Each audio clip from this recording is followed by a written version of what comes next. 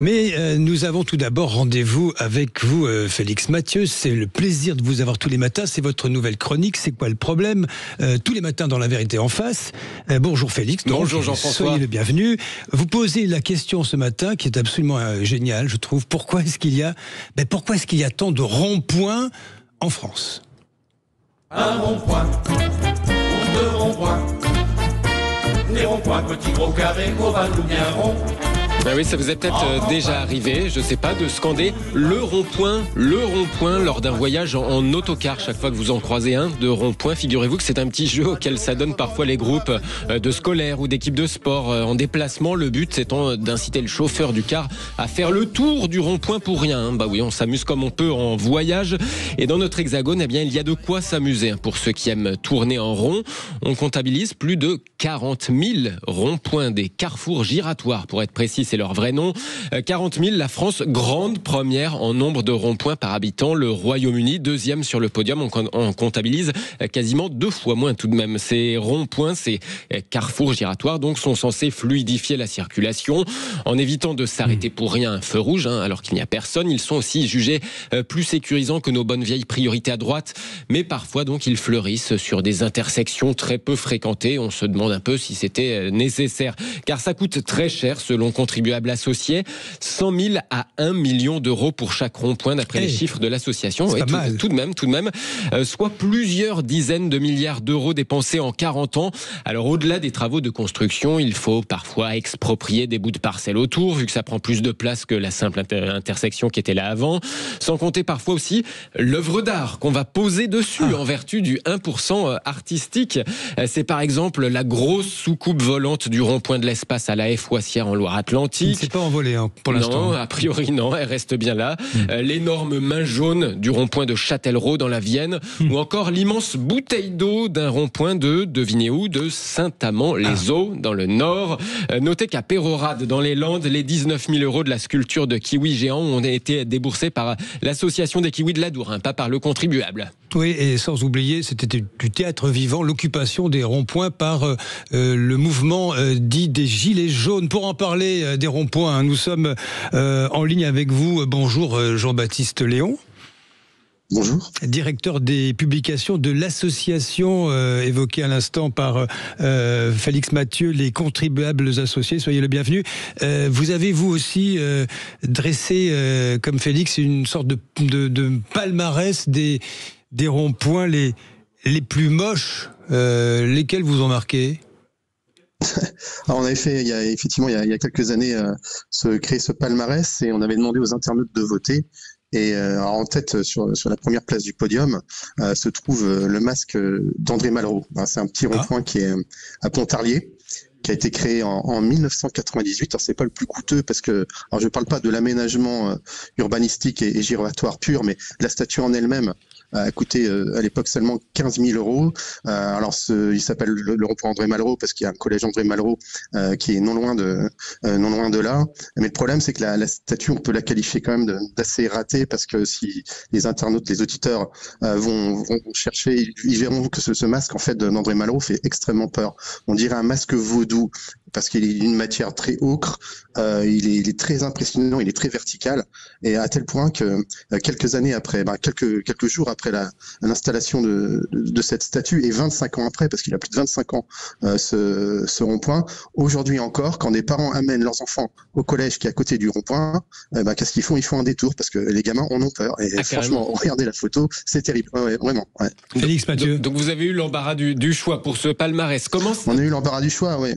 Comme vous disiez, il y en a des dizaines de milliers. Il y en a tant qu'on n'a pas vraiment de chiffre officiel en fait sur le nombre de ronds-points en France.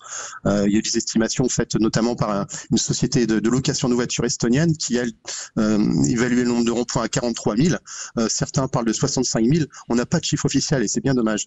Alors, comment ça s'explique cette passion française pour les ronds-points alors que les communes se plaignent souvent, on les entend, les maires, d'agir avec des budgets de plus en plus contraints? Ça part d'où d'ailleurs, pour compléter la question de Félix? Ça part d'où cette sur le rond-point? Il y en a déjà ce qu'on appelle des. Alors en fait, il y a une différence entre le rond-point et le giratoire. Nous, ce qu'on appelle dans le vocable courant un rond-point, en fait, c'est un giratoire, c'est-à-dire que la priorité est à la voiture qui est à l'intérieur de l'anneau, alors qu'un vrai rond-point, c'est priorité à droite. Et au départ, où il y a eu des ronds-points, le premier, en gros, c'est le rond-point de l'Étoile, le giratoire de l'Étoile. C'est 1907. C'est tout au début du siècle. Après autour de l'Arc de Triomphe. Ouais, autour de l'Arc de Triomphe. Après, ce qui s'est passé, c'est que il y a eu une grande mode qui s'est lancée dans les années 70. On dit que le premier rond-point de France est né en 76 à Quimper, et qu'après, sur les conseils du maire de Nantes de l'époque, Jean-Marc Ayrault, il y a un conseiller technique qui est allé en Angleterre et qui a trouvé ces aménagements urbains extrêmement intéressants, qui l'a lancé sur Nantes, et qui a fait une espèce de boom en fait de naissance de ronds-points. Alors ça donnait sans doute envie à d'autres maires de faire ce type d'aménagements qui sont, d'un point de vue routier, je pense que là il n'y a pas de doute là-dessus, moins accidentogène qu'un système de feu de circulation. Justement, Jean-Baptiste Léon, nous poserons la question ce matin aux auditeurs de Sud Radio. Vous êtes en ligne, Olivier, bonjour. Oui, bonjour. Vous nous appelez d'où, Olivier ? De Maine, dans le Gard. C'est dans le Gard, c'est près de Nîmes, ça, hein ? Ouais. Entre Nîmes et Avignon. C'est ça. Bon, les ronds-points, vous en pensez quoi, Olivier, vous ? Alors, moi, j'en pense du bien au départ. Parce que les ronds-points, les premiers ronds-points, ils n'étaient pas en ville, ils étaient dans la campagne. Par exemple, à Nîmes, sur la route Arles-Nîmes, ils ont fait des ronds-points parce qu'on ne pouvait pas mettre de feu. Parce que aucune mairie ne voulait payer l'électricité du carrefour. Donc ils ont fait un rond-point, ça a réglé le problème, et ça l'a bien réglé parce qu'il est grand. C'est dans la campagne, il est grand, donc ça circule bien. Par contre en ville, vous prenez Nîmes, la sortie d'autoroute sur la route qui va à l'est, c'est celle qui fait Nîmes-Montpellier, là, c'est l'enfer. Aux heures de pointe, vous restez... pour faire 500 mètres, une demi-heure. Ça ne résout rien à vos yeux, Olivier, ces ronds-points, donc. Alors, ceux qui sont mal placés, il faudrait les supprimer, remettre des feux. Et par contre, les autres, il faut les laisser. Un rond-point, il doit être grand, il ne doit pas être petit. On a des petits ronds-points qui servent à rien, parce que c'est le bazar complet. Un grand rond-point, c'est bien fait, en plus c'est joli, et ça coupe la visibilité de ceux qui sont en face. Parce que la nuit, les gens, ils voient moi, j'ai un de mes patrons, il est dans l'axe Avignon-Arles, il n'y avait rien sur le rond-point. Il l'a pas vu parce qu'il voyait les phares arriver en face, il a traversé le rond-point il est passé dessus avec sa voiture. Ouais. Oui. Parce que alors maintenant ils ont compris qu'il fallait mettre une bosse, quelque chose pour couper les phares la nuit. Ou un nuit. monument. Une œuvre d'art. Oui. Voilà, une œuvre d'art. Non, mais il y en a des très très jolis. Vers Lunel, ils ont fait un espèce de moulin avec un petit tracteur, une petite vigne. C'est bien fait. Le problème, c'est que les ronds-points, ça coûte énormément cher. Alors voilà, merci Olivier. Oui. Avec le maire de Beaucaire, 250 000 € pour faire un petit rond-point de 10 mètres de diamètre. Oui. Et il dit, vous foutez la gueule du monde. C'est pas donné. Merci Olivier. Oui, merci. Vous avez entièrement raison de soulever, Olivier, cet aspect-là des choses. Merci pour votre regard sur les ronds-points. D'ailleurs, il y a rond-point et rond-point. Félix. Oui, Jean-Baptiste Léon, les petits ronds-points, on pourrait s'attendre à ce qu'ils coûtent moins cher, pas forcément ? Non, pas forcément, parce que après, comme disait Josakili, il y a rond-point et rond-point. En fait, un petit rond-point, s'il y a un mur anti-bruit avec, on ouvre aussi la voie aux cyclistes, ça peut monter très très vite. Après, peut-être que si les collectivités locales jouent mal la mise en concurrence, ils vont pas forcément chez le mieux-disant en termes de travaux publics. Jean-Baptiste Léon, quand on voit l'emprise au sol de certains de ces ronds-points, qui ne font qu'augmenter au fond la bétonisation. Mais oui, du pays, ça pose problème quand même. C'est ce qu'on appelle la France moche, notamment en zone périurbaine.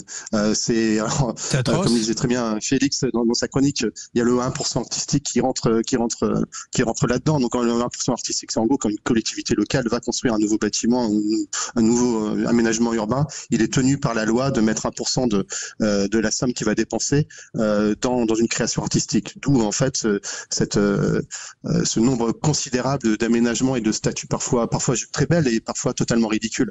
Et donc ça fait partie de cette France qui parfois s'en est dit, et c'est bien dommage. Ouais. Vous diriez en conclusion là-dessus, Jean-Baptiste Léon, peut-être stop les ronds-points, il faudrait qu'on lève un peu le pied, si je puis dire. Stop les ronds-points, puis il y a matière à faire. Si on est obligé d'en faire parce que urbanistiquement c'est nécessaire, on n'a pas besoin de créer des statues perluturées ridicules qui coûtent très très cher. Quoi. Simplement un aménagement, voilà, de l'herbe et puis c'est tout. Et ça suffit. Sinon, on va finir par tourner en rond pour de bon dans ce pays. Exactement. Il y a un très bon sketch de Raymond Devos là-dessus. Oui, absolument. Vous avez raison. Merci Jean-Baptiste Léon, directeur des publications de l'association Contribuables Associés. Merci à vous, Félix Mathieu, pour avoir soulevé ce lièvre là, des ronds-points. Ils sont partout, on les voit tous les jours, mais on n'y pense pas forcément. 0820